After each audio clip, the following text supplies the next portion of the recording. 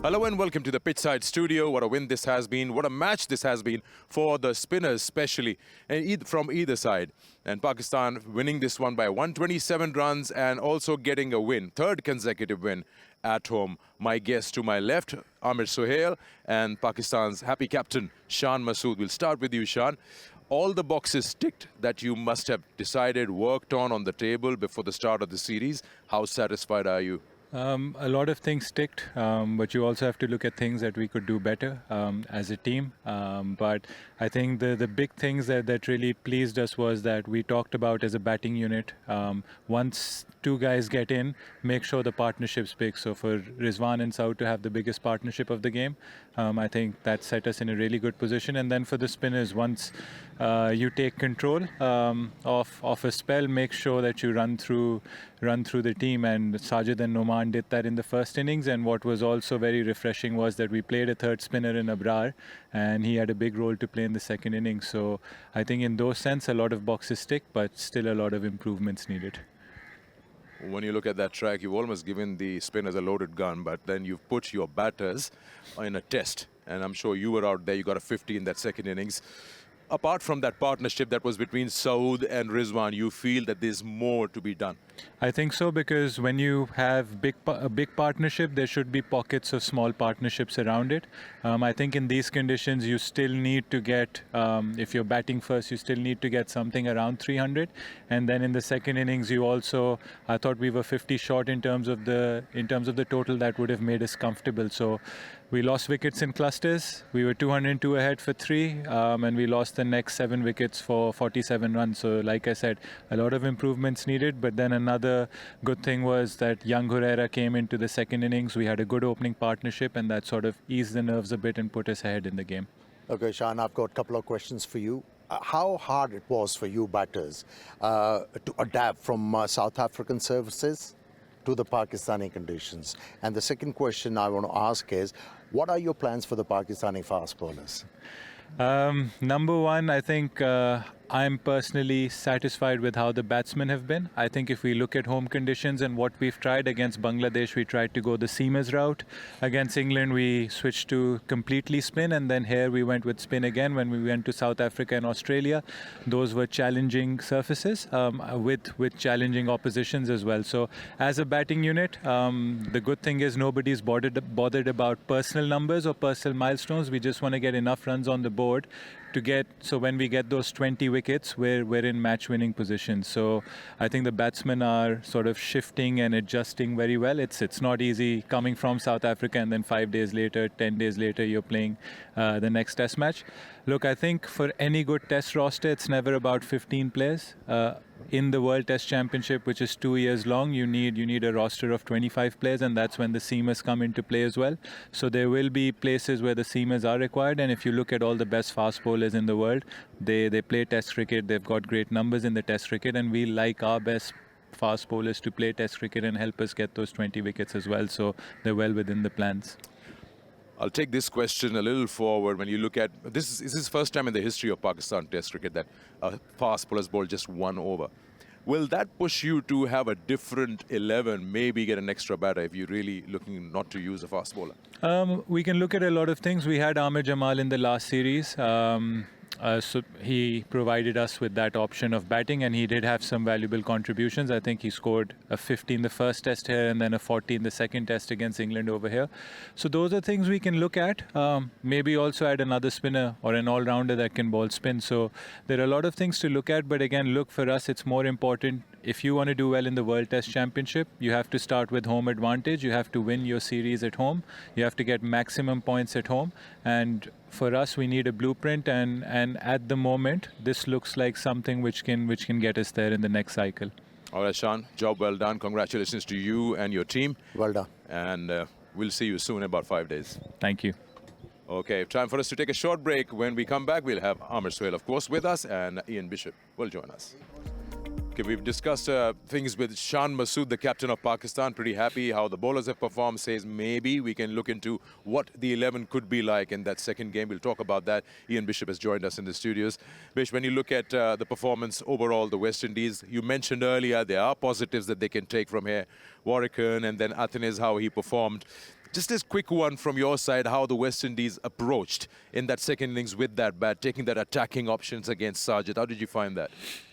Well, they had to try something a little bit different because the criticism of this team at home from a batting perspective is that they don't move things along. They are in the process still of trying to work out what's our best game, what's the middle ground. So they were a little bit timid in the views of many back home. So on this pitch, which is a challenge to both teams, they had to try to do something differently. So you saw the sweeps, reverse sweeps coming out. They tried to be a little bit more positive. So I still think it's a learning curve in these extreme conditions of each player understanding what suits me in such tough conditions.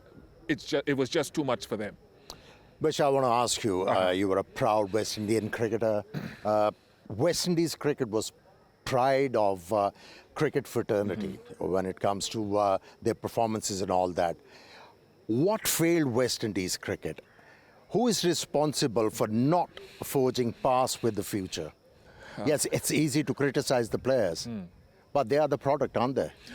Yeah, look, it's a matter of how much time we have, to be quite honest with you. There are many areas administratively, structurally, economically as well. We talk a little bit about two-tier cricket or two divisions of Test match cricket, for example. If that happens, how do the teams in the second tier finance themselves with the importance of playing against the top three nations in the world? So economically, we're challenged in the Caribbean. I think a few decades back, the structures weren't upgraded to produce the type of cricketers that we want to see. So those are a couple of things that need to be rectified, and I know there is the effort being made to do that, but then you're hampered by the economics, and now you've got T20 cricket, which has been drawing a lot of our more experienced players, Amir. So it's a deeper conversation than that, but in a nutshell, for as much time as we have, those are one or two of the issues. Are you hopeful? I'm always hopeful. Once there's life, once there's tomorrow and the sun comes up, I'm hopeful. And one of the reasons I said it to you and you said it to me, the little kids that we send to India on those batting camps, spin batting camps, and what we had with spin bowling camps, I have a little bit of hope that there can be some rekindling, maybe not of that glory time, but certainly an improvement. Hope, keeping our fingers crossed. Okay, now we spoke about how the attacking option was taken against Sajid. He got 9 wickets in the Test match. Amir, when you look at him, the West Indies batters were gauging what the surface is like in that first innings, but second innings, how Sajid reacted to the attacking. See, what I really liked about this spell of bowling, he realized very quickly the West Indian batters, they have come out with a different approach, so he adjusted accordingly.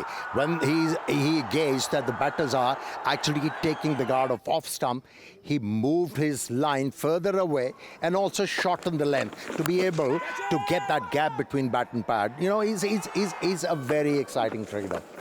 Yeah, it's just been amazing for Pakistan with the ball in the last 3 Test matches, at least at home. He wasn't part of that squad that went to South Africa, but this surface is tailor-made for him and Noman, and today Abrar, who got 4 wickets. The team enjoyed his celebration, and why not? They got a big win again at home. We look at the positives that the West Indies take. Warrican cannot be forgotten. It seems like a player who plays with a lot of freedom and a very quick learner from that first inning bowling to that second inning, how he improvised. He's teachable. He's a student of the game, and you have to be really happy for him and the things that he was able to accomplish, because another one of the criticisms at home is that he's too slow through the air. He bowls from wide of the crease at the right-handed batters a lot of the time, but he's a thinker, and on reflection, what he did by out-bowling Gudakish Moti in the 2 Test match series in the Caribbean last year, middle of last year, I think a lot of people will look back on it now, having seen this performance, and say that was really an upward learning curve for him. So for him to adjust with his, I'll tell a little tale out of school here. When I approached him before the game, this is how clever he is and how adaptable. I said, Jamel, what sort of pace will you look to be bowling on this surface? As we see it here, it'll be spinning a lot. He said, I think, I might have to bowl quickly because it'll rag. And then he got into the game maybe went at a quicker pace and then recognized, hey, I've got to change up here. And right in the heat of the battle, he was able to adapt and adjust his pace, and I give him full credit for what he's been able to do, not only with the ball, but in the field and with the bat. With the bat. There's one thing which I noticed. In the first innings, he was not employing that arm delivery. You know, he bowled slow.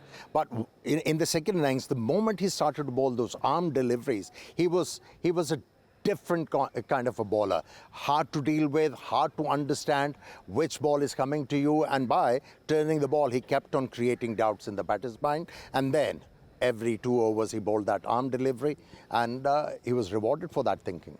All right, now we come to the point where we are looking at the second test match, and my question would be to both of you, Pakistan and West Indies, would you like to see any changes? Now, we spoke with Shan that would you like to add an extra batter when you're not using your seamer at all? So in that squad, Pakistan, would you like to get someone into that 11 and leave somebody out, maybe Khurram Shahzad? See, there is only one option for the Pakistani captain, but judging by his mindset, he completely relies on Sajid and Numan. And yes, Abrar actually came in handy for him in this test match.